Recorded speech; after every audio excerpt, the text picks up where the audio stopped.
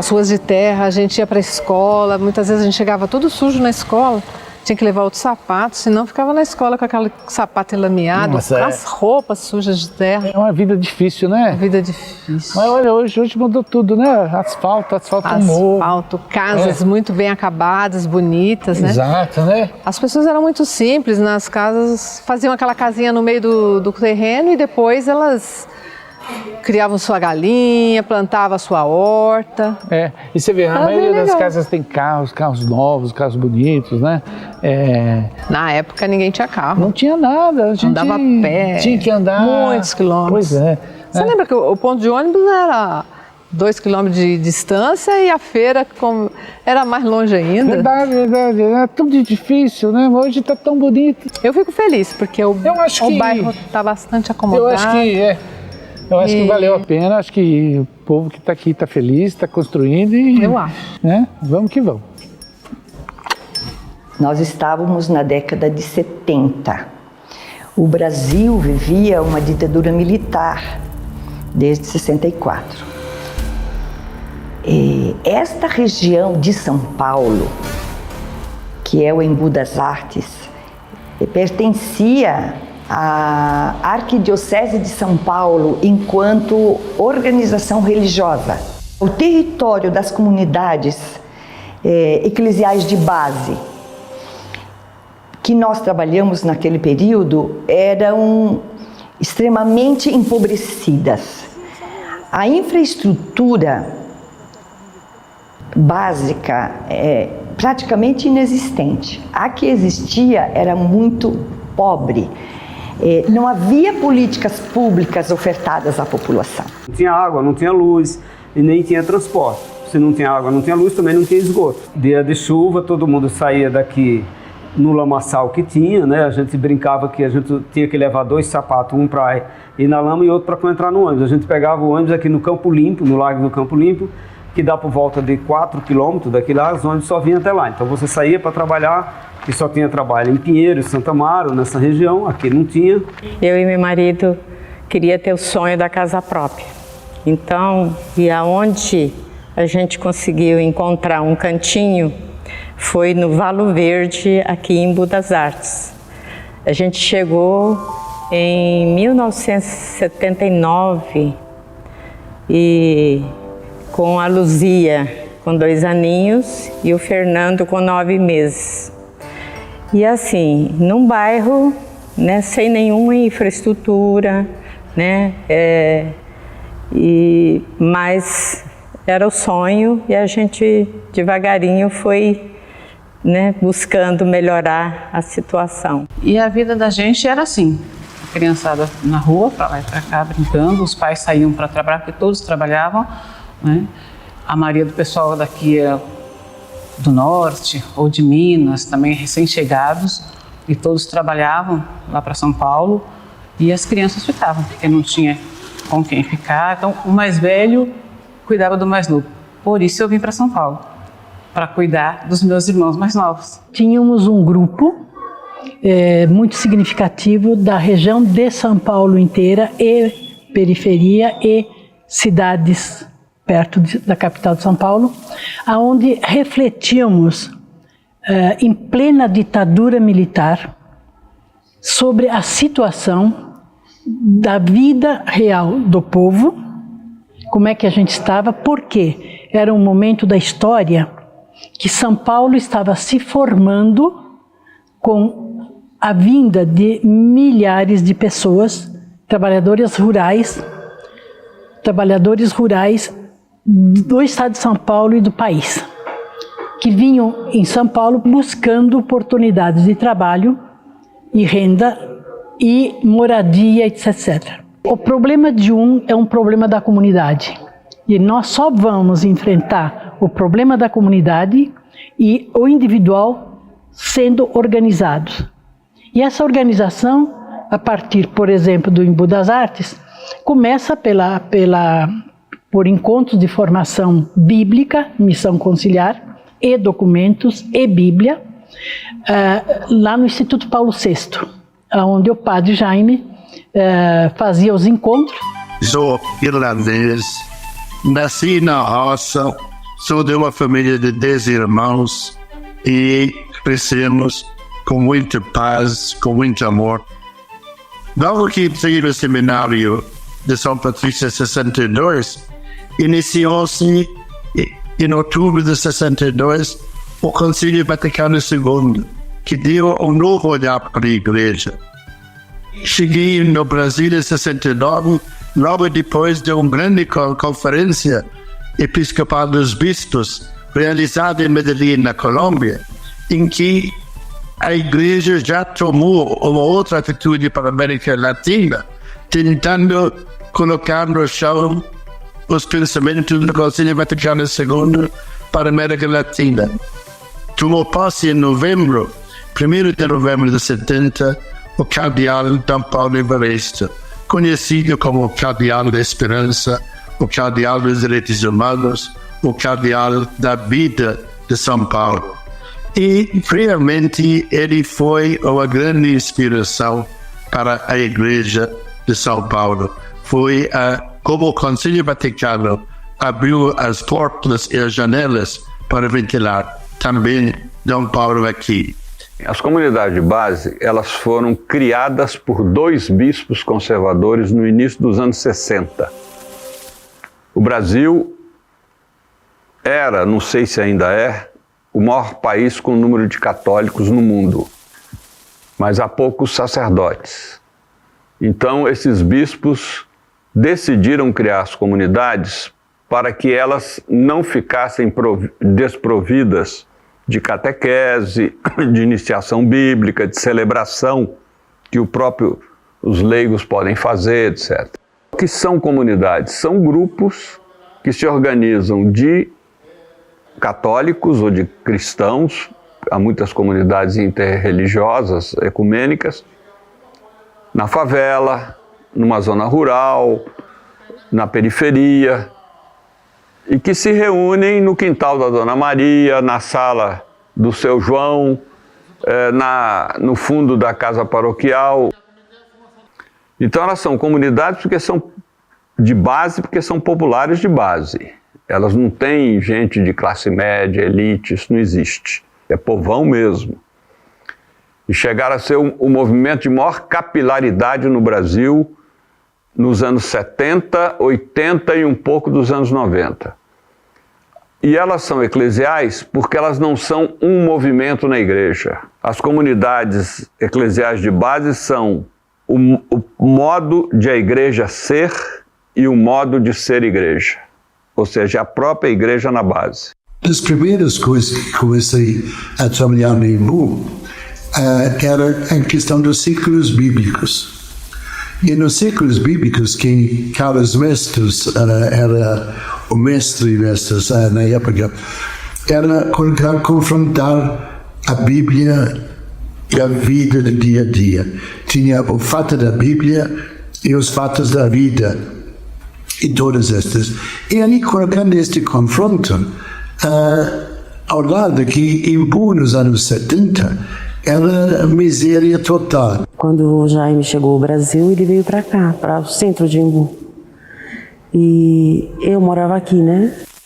E logo ficamos amigos, né? Ele me chamou para secretariar para ele. A gente só tinha fé e acreditava em Jesus, em Deus, né? O resto veio depois, né?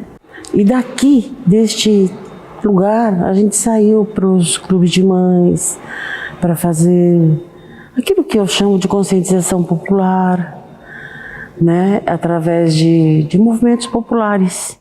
Foi o momento que a gente conheceu o Padre Jaime, e o Padre Jaime, ele foi a luz.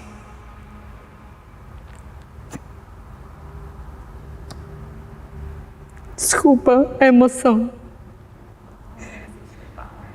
Mas ele ensinou para nós que para a gente combater a violência era importante que os moradores se conhecessem. Ele celebrava num primeiro momento dentro de um bar, né, do seu Fidelis, que era uma família também, que parava as vendas para poder ele celebrar, né?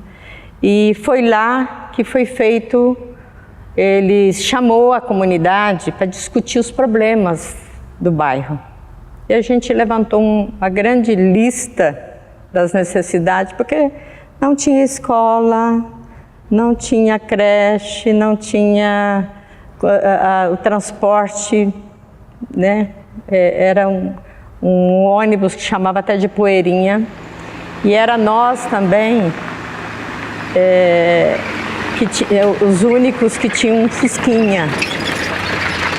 E aí esse Fusca, ele era ambulância, ele era resgate.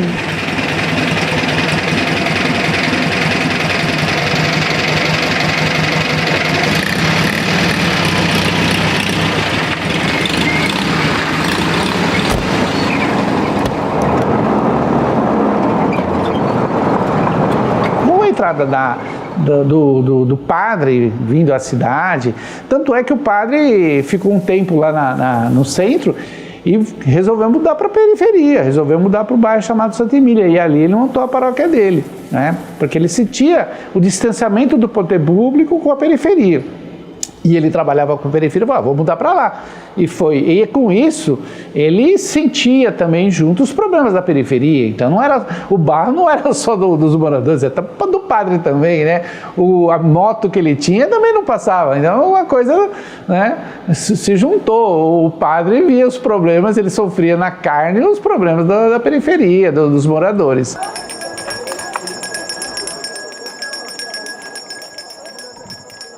Eu tinha uns 7 anos, eu acho que quando a gente começou a ir à missa, né, já estava 71, e era o Wagner quem chamava e avisava o bairro. Como o bairro tinha poucas casas, o som se ouvia muito, a escola era bem no alto, então quando ele tocava um sino, o padre dava um sino para ele tocava, e esse sino a gente ouvia e falava, tá na hora da missa, vamos todos, né? E eu gostava, era um evento social para a gente participar, né? E então, mãe, o menino do sininho está chamando, a missa vai começar, né? O padre era uma referência muito forte para todos nós. E isso ajudou muito, porque o padre era um padre muito humano, muito solidário, muito presente e muito preocupado com a gente, e a gente também. E todo mundo meio que respeitava a fala do padre e ao mesmo tempo entendia que, o padre tá certo, o padre, olha, a gente não percebeu que, sabe, tá faltando a prefeitura resolver o problema desses buracos das ruas, e assim foi, né? A consciência política e a comunicação foi se dando junto, né? A gente ensinando o padre muita coisa e o padre ensinando a gente muitas coisas, e a coisa foi rolando. Sou padre missionário e sou irlandês e estudei no seminário na Irlanda e fui ordenado um dia após o meu 25 anos, aniversário de 25 anos. E depois de 3 meses fui mandado para a Sociedade São Patrício para o Brasil. E no Brasil eu fui estudar português em Anápolis. E como eu cheguei no Embu, esse aqui é interessante. A única pessoa que me visitou no curso foi o Padre Jaime. E ele me convidou para passar Natal com ele em Santa Emília, no Embu. E eu sempre falava que ele me buscou e nunca me devolveu.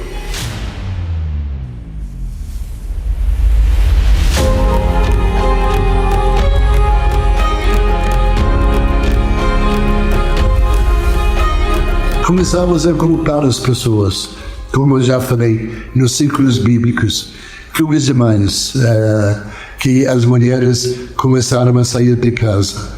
E acho que estes grupos que se juntam ao grupo das mães ficam falando dos problemas, das dificuldades, da fome, da miséria. Naquela época, por exemplo, eu lembro muito bem, Elisa Magali, em 74, se não me engano, a Dona Benedita, que era a esposa de João Cabral, morreu de parto. Acho que era o 11º filho, coisa assim. Eu estive na casa dele no dia do enterro. Não tinha nenhum grão de feijão na casa. Morreu realmente, não de parto, morreu de fome. Nos mesmos dias, não sei se lembra a fábrica Fibra Caixa, não sei para onde que eles foram. O João trabalhava na Fibra Caixa. Não tinha recebido por 2 meses. E o filho do dono da Fibra Caixa fez 18 anos, aniversário de 18 anos, e ganhou de presente dos pais, pelo fato de fazer 18 anos, Mustang, se não me engano, que era o carro do ano e coisas assim. Eu lembro que aquilo lá me arrepiou. Eu lembro que o Jaime falou para mim assim, agora eu sei o que eu vim fazer no Brasil. Acho que caiu a ficha. O Jaime me surpreendeu logo quando eu conheci o Jaime, porque ele já foi falando logo que é importante a fé e é fundamental participar da igreja, mas é importante ter ação. E toda essa movimentação da igreja no grupo de jovens levou a nós a fazer esse movimento social, porque também tinha palestra, a gente organizava palestra na igreja para falar o que era política. Esse tempo ainda era ditadura militar. A gente tinha muito em comum, as famílias todas aqui. Então, por isso foi muito fácil a gente criar essa união. E nas celebrações, nas homilias, ele fazia essa ligação do Evangelho com a vida. E eu até falo, gente, foi aí que a minha vista clareou. Como elas adotam o método ver, julgar e agir, e também, muitas vezes, sem nunca ter ouvido falar em Paulo Freire, a metodologia do Paulo Freire, elas são indutivas, se tornaram um núcleo de profunda conscientização e organização do povo. Exemplo, 15 pessoas numa reunião de comunidade de base no quintal da Dona Maria. Dona Maria, que é a coordenadora, fala, vamos aqui contar da última reunião para cá, que pode ter acontecido há 15 dias, há um mês, o que aconteceu na vida de cada um de nós, na família, no bairro e no trabalho. Método indutivo. Aí você abarca toda a vida da pessoa. Se você contar o que você viveu na sua família, no seu trabalho e no bairro nos últimos 15 dias, abarca. E na medida em que as pessoas iam relatando, elas mesmas constatavam como os problemas na família, no bairro e no trabalho eram comuns. Essas pessoas quase que individualizadas passavam a se encontrar e se identificar com a comunidade. Quando elas se empoderam com a visão da comunidade, cria nelas confiança, cria nelas coragem de ação. Talvez outra coisa que seria importante era a nossa maneira de ser de igreja como padres, eu e Padre Jaime. Desde o começo, nós batemos muito nessa questão. Nós sendo estrangeiros, outra maneira de ser igreja, outra cabeça, tinha que escutar muito, visitar, ouvir o povo, etc. E então os dois padres vão mandar, não. Então juntamos as irmãs, leigos, e toda terça-feira havia uma reunião de 2 horas a 3 horas, onde todas as coisas foram discutidas. Tanto assim, o evangelho da terça-feira, a reunião era o evangelho no domingo. Então, o que a gente falava no domingo era o que a gente discutia na terça-feira. No sentido, não era uma coisa da minha cabeça, era uma coisa muito bem refletida, discutida. Então, essa mensagem, como as irmãs, os leigos, saía para todas as comunidades e realmente isso criava uma união, uma comunhão de muita força, uma voz muito alta, uma voz profética muito alta. nós tínhamos aqui as religiosas. E cada uma também tinha uma área, né, com mais afinidade, né? Então, a Dalila social, a Bernadette a educacional, a Marina atuava na catequese, né? A Irmã Phyllis, a contribuição da Irmã Phyllis para a questão da saúde aqui do município.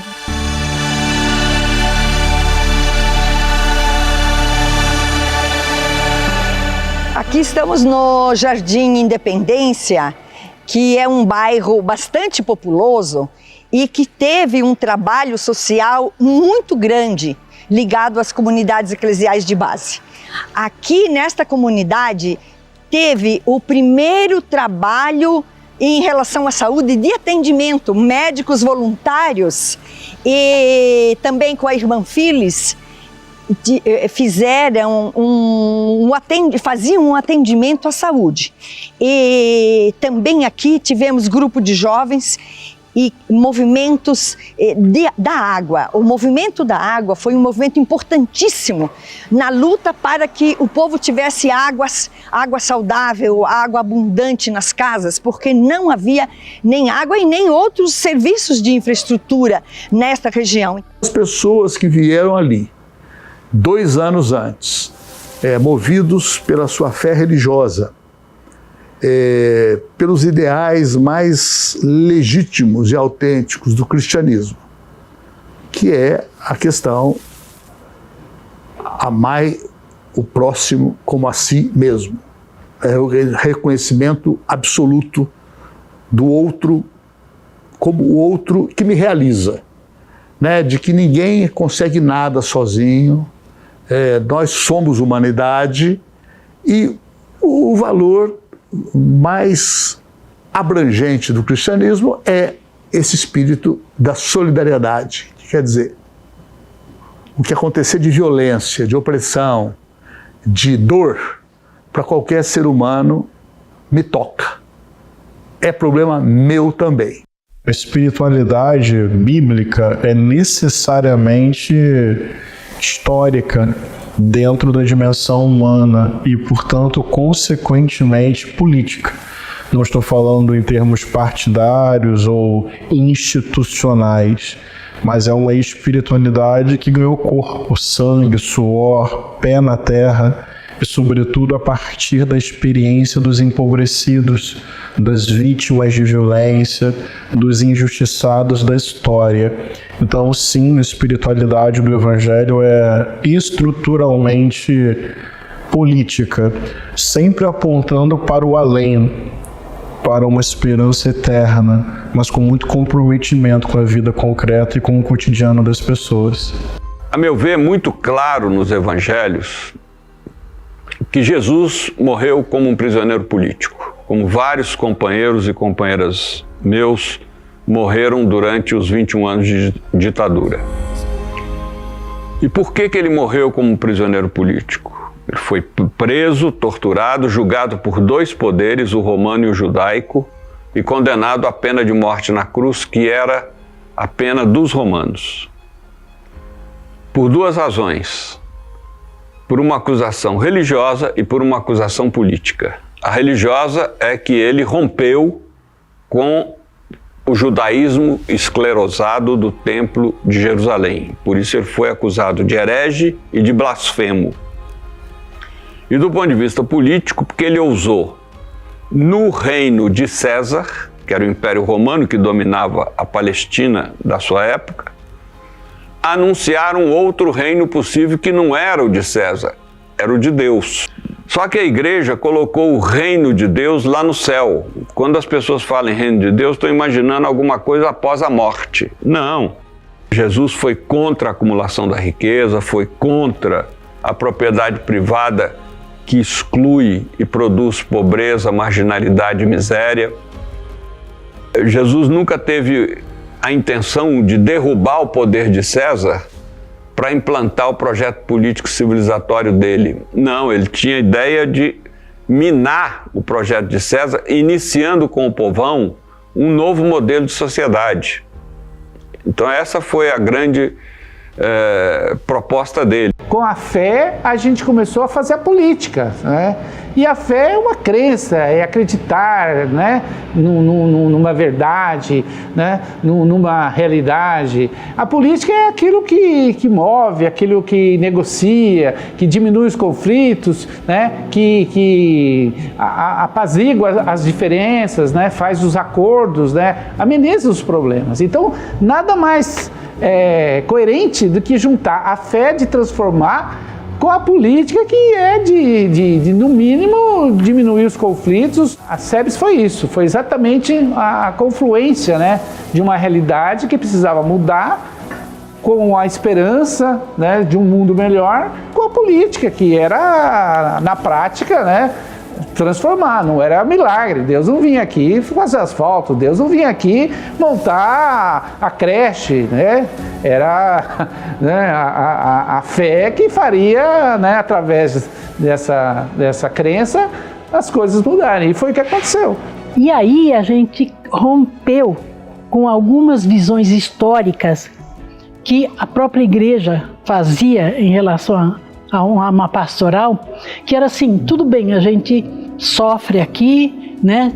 A gente trabalha aqui, mas vai se salvar depois. E a gente dizia: não, a nossa salvação precisa ser aqui e agora. A igreja, que era normalmente muito hierarquizada, passou a ser concretamente horizontalizada. As deliberações, que sempre eram só da hierarquia, passaram a ser também do povo. Então, esta renovação fez com que aqueles que sempre tinham sido silenciados, o povo silenciado, teve voz, teve vez, podiam não só falar, como decidir e agir. Nós não deveríamos assumir o papel do Estado, porque os impostos eram recolhidos. O Estado tinha recursos para ofertar aquelas políticas públicas que nós precisávamos, mas ele não ofertava. Então, a questão era: nós deveríamos fazer, neste processo, nos organizando para cobrar, reivindicar que o Estado cumprisse o seu papel. Tivemos a oportunidade de fazer manifestação em frente à prefeitura também. De ônibus levamos a criançada, as mães, a população em frente à prefeitura para dizer: precisamos de equipamentos públicos para atender os direitos da população. Então, era um processo de compreensão do modelo de sociedade que vivíamos e de um Estado que era privatizado pela classe dominante. Eu, quando cheguei, eu não tinha consciência da importância da nossa participação e a importância da política na vida das pessoas, da verdadeira política. Tudo que a gente estava participando, eu sentia uma alegria muito grande, uma energia muito boa, mas eu não pensava em ser candidata a nenhum cargo, né? A gente queria que as coisas acontecessem. Sem a atuação das mulheres, inúmeras conquistas não teriam sido realizadas. Porque muitas mulheres não trabalhavam fora, ou trabalhavam fora alguns dias por semana. Então tinham alguns dias livres. E algumas não podiam trabalhar porque tinham muitas crianças e não tínhamos creches.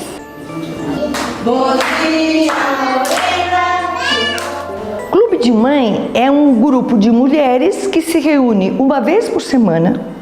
De modo geral, o atrativo era fazer algum artesanato. Quem sabia ensinava quem não sabia. A nossa preocupação não era apenas desenvolver a capacidade do artesanato. O objetivo era que as mulheres também desenvolvessem a sua capacidade reflexiva para desenvolverem o seu potencial, porque nós sabemos que todas as pessoas têm o potencial de se emanciparem, de terem a sua autonomia.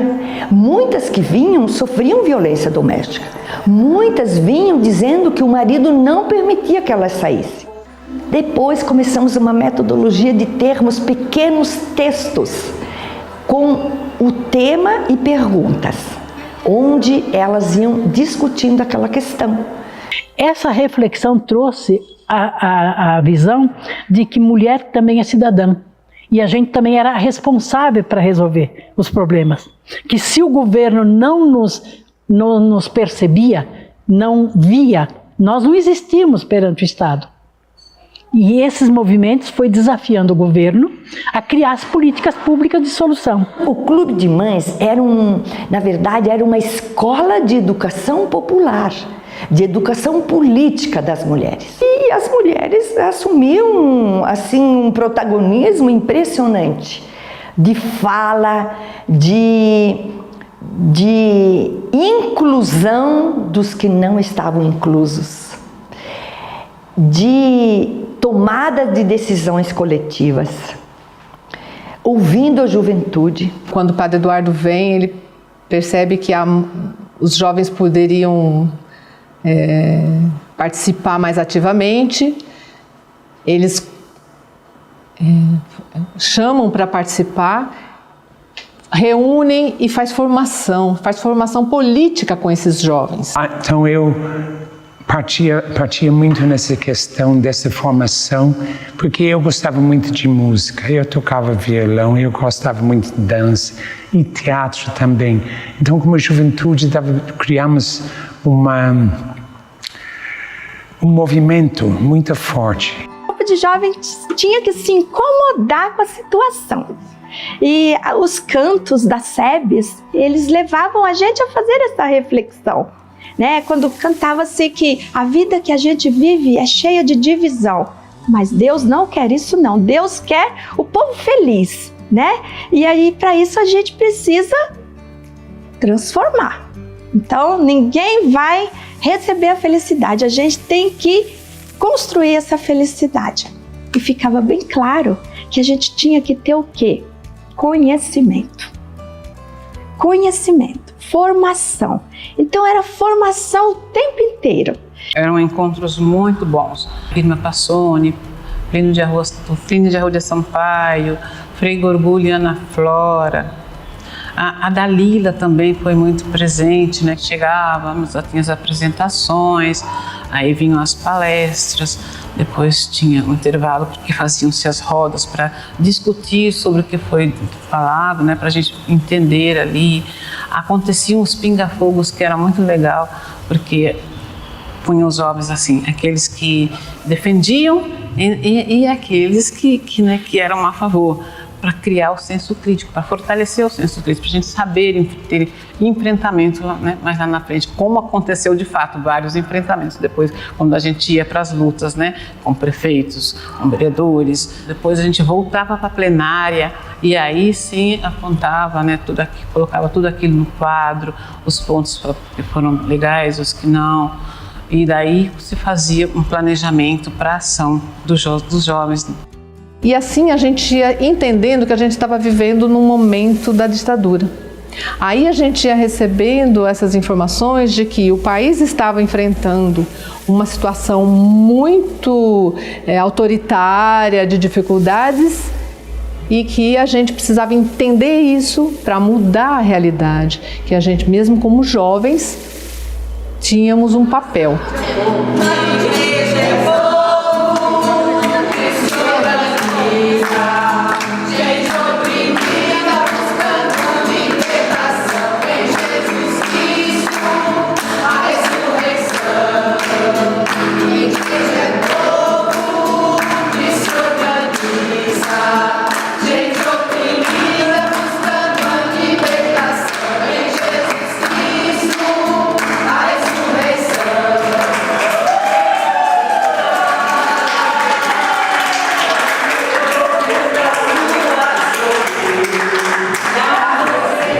Então, gente, é uma alegria, vocês não sabem, de estar aqui convosco.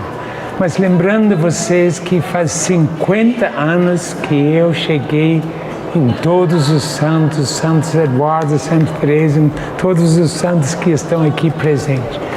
E vocês eram jovens, bonitos, e eu gostaria que vocês contassem um pouquinho, que vocês lembram deste tempo em que nós passamos juntos, que eu falava mais enrolado ainda do que falo hoje.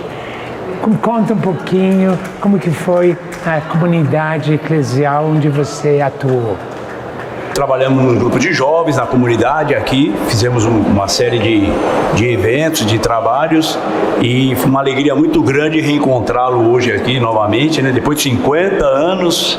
Meus pais sempre trouxeram a gente para essa vida de luta, de conquista, tanto que eu me formei em enfermeira vendo todo o trabalho que era feito, né, da irmã Phyllis, na época, que também veio, né, da Irlanda. Quando o padre Jaime chegou e o padre Eduardo, não era só a igreja em si, né, só sobre rezar, era também sobre melhorar de vida, ter uma vida melhor, né, ter ônibus, ter água encanada, que não tinha, ter creche. Então eu lembro muito das lutas.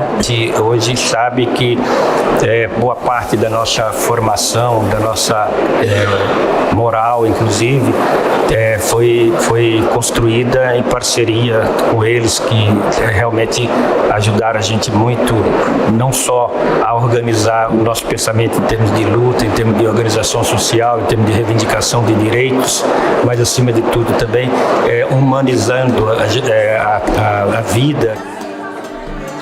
Eduardo nos ajudou muito a formar a consciência bem no período da adolescência para a juventude, né?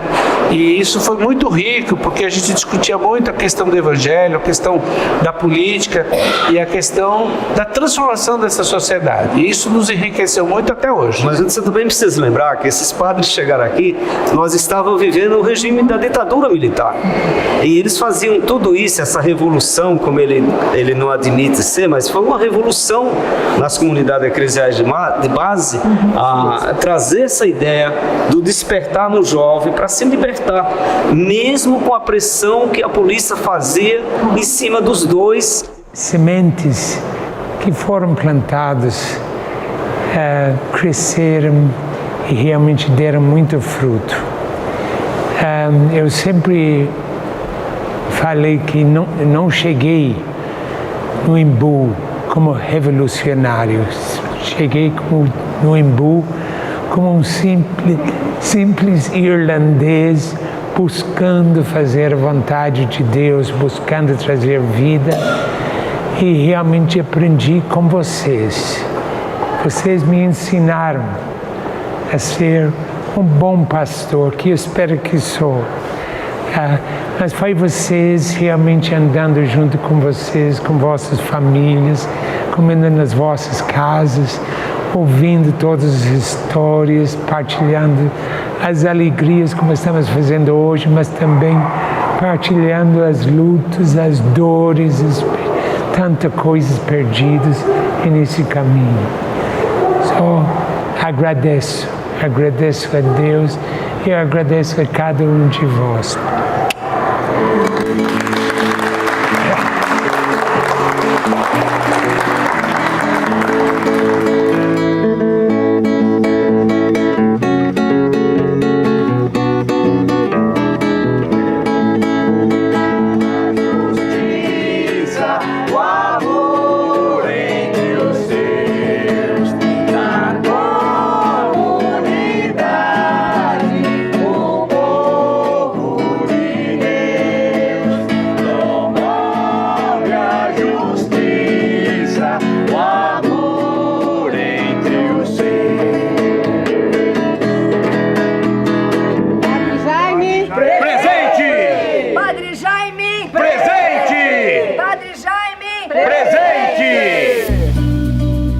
E a gente descobria que a gente tinha direitos que não estavam sendo garantidos. Direitos sociais, direitos trabalhistas, direito à educação, né? O direito ao lazer, direito à moradia, direito ao emprego, né? Então, a gente se envolveu nessas lutas. E assim que começou. Começou com uma pequena, né, aqui no bairro, pelas coisas do bairro, e pouco depois já foram eclodindo aqueles movimentos, né, sociais, aquelas greves que aconteceram tudo na década de 80. E o Jaime ia inserindo a gente nisso, né? Ele trazia pra gente o que estava acontecendo, né? Por que estava acontecendo essas greves. Sim, em 79, nas greves do ABC, eu também estava ajudando pela pastoral operária, ajudando a arrecadar alimentos e tudo. Em 81, 82, nós já estávamos entendendo a criação do PT, entendendo que ia ter eleições. E acontece em 84, acontece o comício das diretas. E era assim, o Padre Jaime convocava todo mundo das comunidades, pessoal, comício das diretas, ele explicava o que significava, ele explicava que era a hora da gente votar para presidente e que precisava fazer parte dessa atividade. Para eu estar informado do que está acontecendo no Brasil, na sociedade, no mundo, eu não podia ficar isolado em casa, porque a imprensa estava toda sob censura, toda controlada. Então eu tinha que ir no sindicato, eu tinha que ir no partido, eu tinha que ir na associação de bairro, mas também essas entidades, a maioria sob controle ou passaram a inexistir. Então a SEBS era um reduto onde realmente você tinha uma informação, uma visão crítica, o que estava acontecendo, e ao mesmo tempo recebia ali um combustível que era a palavra de Deus. Eu sempre defino as SEBS assim: as SEBS são o posto de gasolina. Eu vou lá me abastecer. As SEBS não são o veículo. Quais são os veículos? Os veículos são o movimento popular, o sindicato, o partido político, a associação de bairro. Esses são os veículos. E qual é o destino da viagem? O destino da viagem é mudar o Brasil. Em 84, acontece o acampamento dos desempregados, que é um marco aqui da luta dos trabalhadores em São Paulo. A situação estava tão difícil, o salário muito baixo, muito desemprego, as famílias passando muita dificuldade. Então o movimento sindical e o movimento dos trabalhadores, com a pastoral operária, que era o braço da igreja, vamos fazer um acampamento no Parque do Ibirapuera. Não tinha um lugar melhor para chamar atenção, que é naquele espaço em frente à Assembleia Legislativa. Um líder da pastoral operária aqui do Embu das Artes, das nossas comunidades, era o Paulo Giannini. Ele ficava lá, ele dormia lá com eles e coordenava o movimento junto com outros líderes. E aí, olha, precisamos de alimento, precisamos de cobertores, tá frio, tá chovendo, a chuva veio, molhou a roupa das crianças, precisava levar para lavar. E eu me lembro de ir com a minha mãe nos vizinhos pedir e já explicar por quê. Porque não era um pedido de alimento para doar, era um alimento porque estava acontecendo aquele acampamento. Cada litro de leite arrecadado ia ajudar aquele movimento que era por salário, por emprego. Então a gente politizava na solidariedade. As demandas comunitárias foram se transformando em reivindicações para posteriormente serem transformadas em leis que hoje são leis nacionais. Esta rede de comunidades juntou suas reivindicações e foram juntando com São Paulo em diante. Depois isso se transformou em abaixos assinados. Por exemplo, abaixo assinado pela reforma agrária. Nós éramos uma área urbana, mas nós sabíamos que precisávamos da reforma agrária, porque os imigrantes eram agricultores que vieram para São Paulo. As pessoas passavam bairro por bairro, casa por casa, recolhendo as assinaturas. E isso foi junto, depois saíram ônibus, inúmeros ônibus de São Paulo para Brasília, E lá a população foi conversando com os deputados constituintes para entregar as reivindicações. Então foi um trabalho de baixo para cima, digamos. Falando ao Brasil, declaro promulgada. Essa conquista é nacional, é para todos os brasileiros e vem muito da demanda das mulheres e dos homens e de áreas jurídicas, de associações, de federações que foram construindo essa demanda, assim como construíram a demanda sobre o direito da escola, assim como o direito à terra, assim como o direito, todos os nossos direitos de organização para que a sociedade chamada democrática, a democracia garanta a gente vivenciar o que está escrito aqui e não só uma lei de palavra. Tanto que nós temos uma Constituição que é uma das mais modernas do mundo.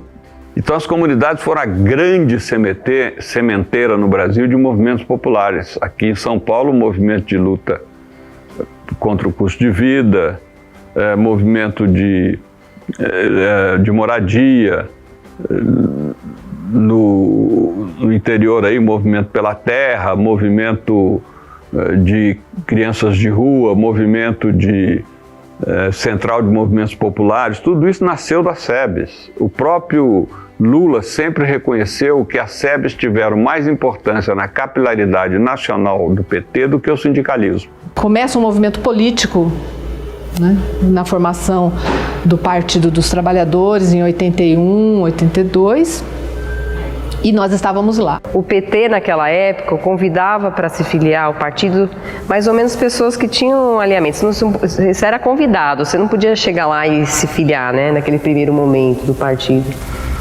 E ele ainda não era um partido que tinha se determinado como partido de massas, né?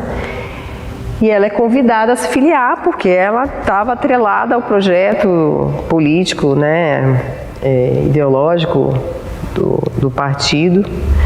E aí, quando tem a eleição, acho que 88,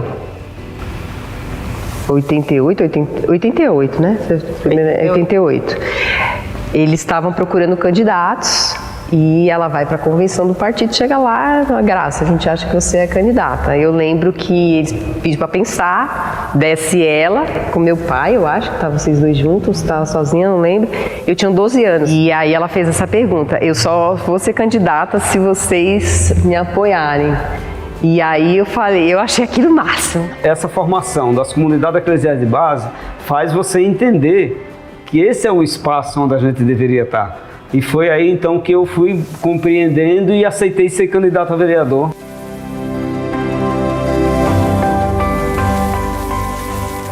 O que tem hoje no Imbu é luta do povo das comunidades.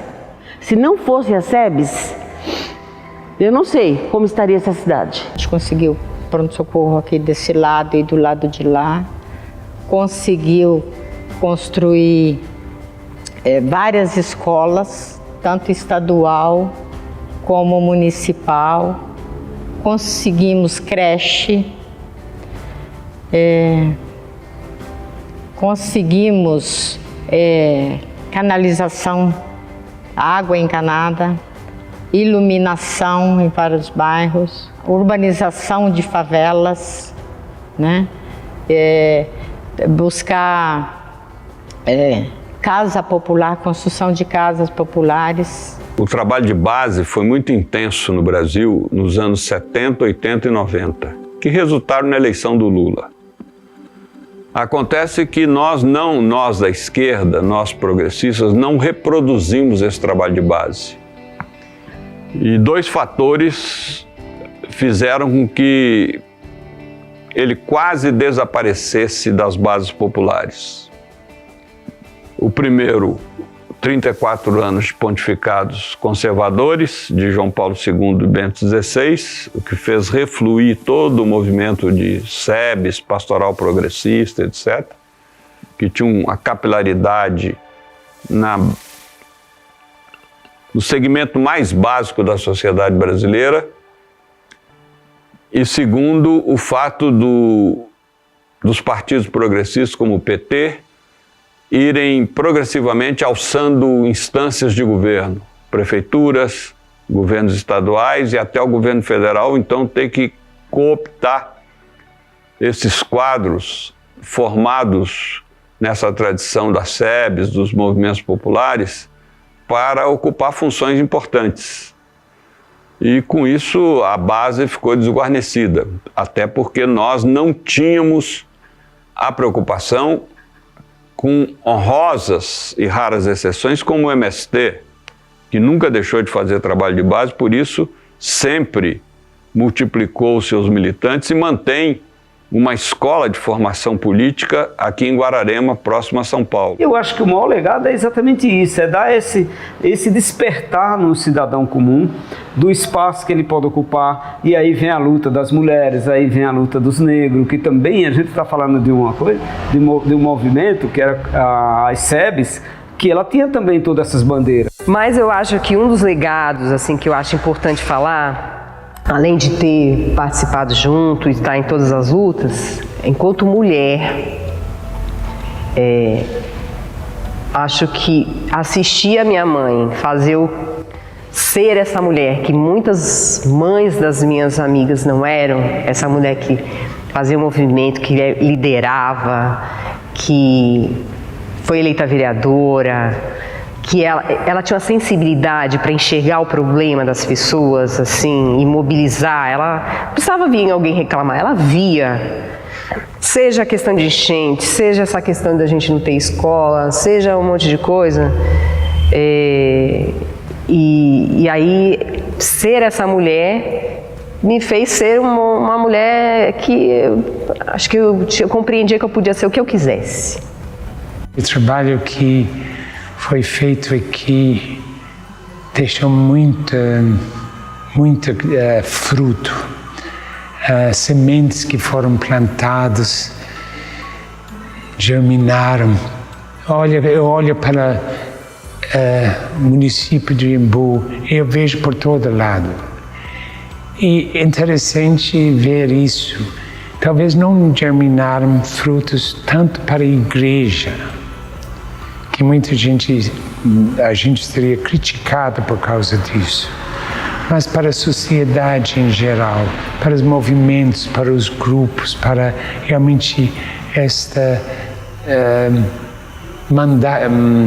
mandamento que Jesus nos deu na última ceia: vocês fazem isto para celebrar a minha memória. Partilha a tua vida para trazer vida aos outros. Bem, eu acho que a herança maior das SEBs são duas.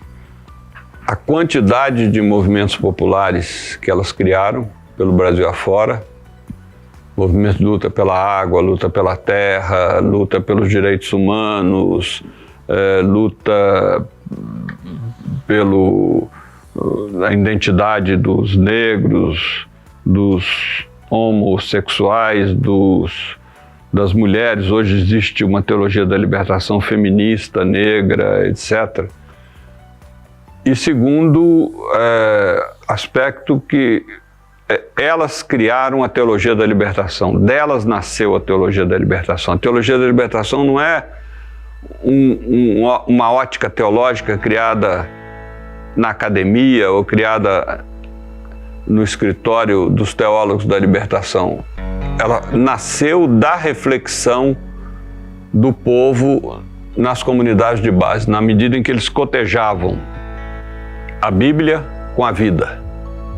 E isso, então, levava a deduzir toda uma leitura libertadora da mensagem cristã. É por isso que é chamada teologia da libertação, porque até o Concílio Vaticano II, toda a teologia que se conhecia e respirava na América Latina era importada da Europa, que a gente chama hoje de teologia liberal. Uma teologia que, inclusive, era muito legitimadora do sistema capitalista.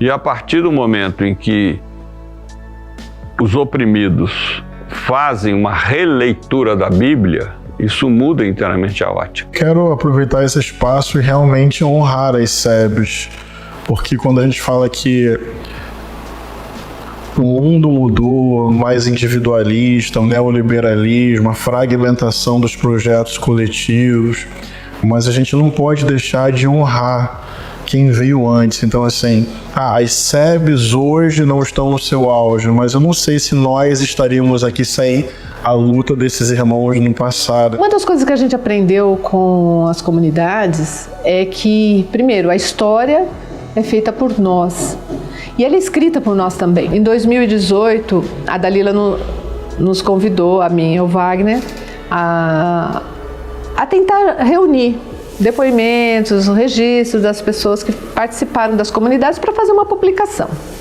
São depoimentos bastante pessoais, porém não são individuais, não contam só a sua história, contam a história da comunidade que ela estava e contam a história da paróquia, contam a história do povo do Embu, porque as comunidades discutiam fé e política.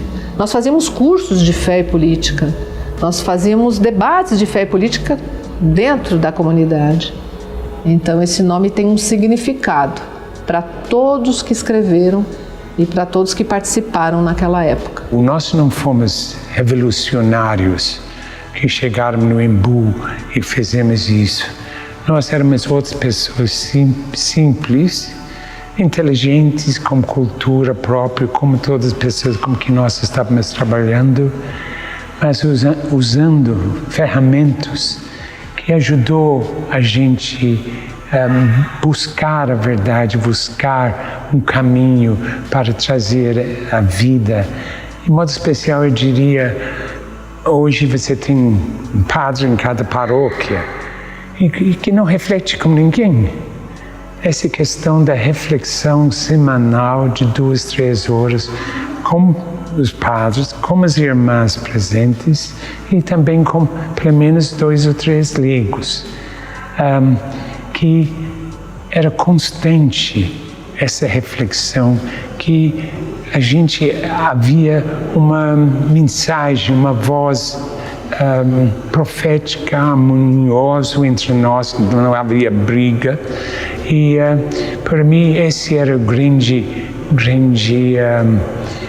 revolução que aconteceu no Embu. Se não há nenhuma agenda dos direitos humanos que não tenha sido abordada ali, né? Porque envolve o problema das crianças, né? Direito humano de crianças e adolescentes, a luta de creche, o problema da saúde, o direito humano à saúde, o problema do transporte, o problema da moradia, né? A questão da segurança policial. A única coisa que a gente deve repetir é que não dá para lutar sozinho, individualmente. Se a gente souber lutar, dialogar, a gente reconstrói esse movimento de sustentação e atualização dos direitos e de melhoria da vida do povo brasileiro a partir da participação democrática. Por isso que para nós é sagrada a democracia participativa, não só de nome, não só de lei, né? Mas da vivência. Eu pessoalmente acho que nenhum movimento no Brasil foi tão forte no sentido de melhorar a vida do povo brasileiro que não tenha sido as SEBs, as comunidades eclesiais de base, na estrutura da Igreja Católica, na fé de um povo cristão que vem lá dos jesuítas. O movimento político não existiu tão forte, tão abrangente quanto as SEBs, né? E as motivações do enfraquecimento e da quase não existência mais desses movimentos na igreja e no Brasil é uma pena, porque foi um movimento fantástico para um país melhorar de qualidade de vida do seu povo. E eu espero que a gente tenha outras maneiras e outras formas, né, de manter essa fé e ligada à política para que esse país seja um país de todos, um país onde a riqueza seja de fato melhor distribuída e que a gente possa começar mesmo de fato a construir aqui o reino de Deus. O fato de nós não prestarmos muita atenção na importância da educação política fez com que esses espaços nos quais trabalhávamos fossem progressivamente ocupados pelo fundamentalismo evangélico, pelo narcotráfico e agora pelas milícias. E com isso hoje você atuar numa área dessa não é fácil. E eu considero a educação política de suma importância, porque eu estou convencido por vários exemplos que as políticas sociais são muito importantes, mas elas não mudam necessariamente a cabeça do povo. E se você hoje for a uma favela e colocar lá, sábado das 2 às 6, a gente vai fazer aqui uma oficina de política, vai quase ninguém. Mas se você colocar também, vamos fazer aqui uma oficina de música, lota. Aí você pega essas músicas que estão na moda, dos emicidas aí, que são muito críticas, e a partir daí você faz um trabalho de educação política fantástico. É uma questão só de pedagogia. Então não adianta a gente querer, sabe, eu te dar a isca daquilo que agrada a mim, mas não agrada a você. Eu preciso saber qual é a isca que você quer morder.